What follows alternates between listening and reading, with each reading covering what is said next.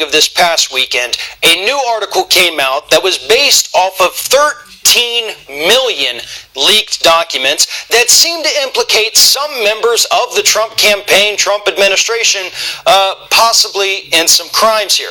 Now, 13 different Donald Trump cabinet members, donors, and allies have been identified in what's being called these Paradise Papers. Most notably among them is Commerce Secretary Wilbur Ross, who happens to have financial interests in a company that is also partially owned by members of Vladimir Putin's family. Now, the issue here is that Wilbur Ross, during his confirmation hearing, did not disclose any of these financial ties to Vladimir Putin's family, basically having anything to do with anything in Russia, did not disclose it, denied that he had any such investments or involvement.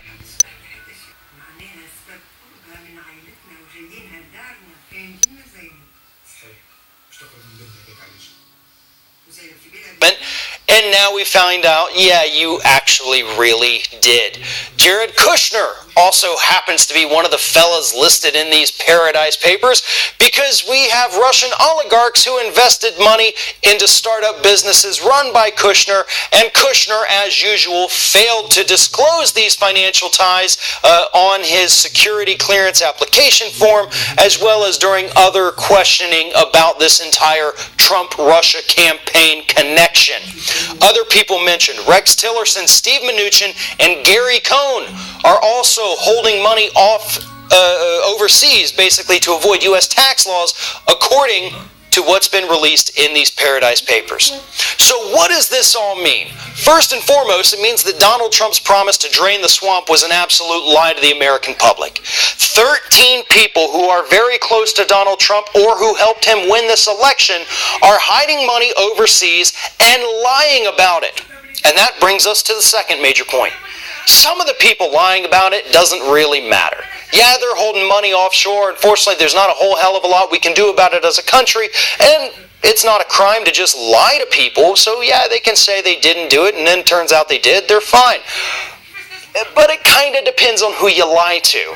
And that's why Wilbur Ross and Jared Kushner are kind of facing a little bit tougher time than some of the other people in these papers, because they lied to people who it's illegal to actually lie to. Jared Kushner on his security form, and Wilbur Ross during his confirmation hearing. It is a crime to lie on either of those things, whether in front of a Senate committee or on an official application form.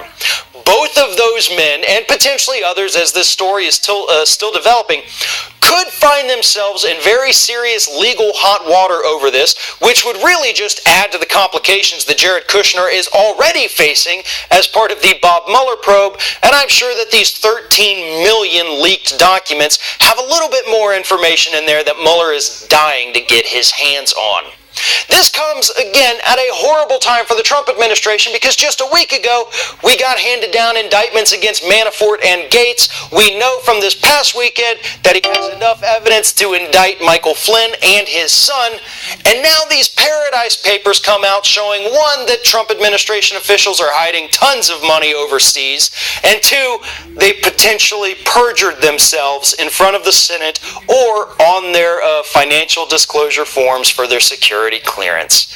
Just when you think things can't get any worse for the Trump administration, something else comes out and shows just how incompetent and blatantly corrupt everyone who Trump surrounds himself with truly is. Thanks for watching, and if you like what you see here on Ring of Fire, we encourage you to subscribe to our channel. You can see the little subscribe button down there, but if you're watching it on another device where you can't see it,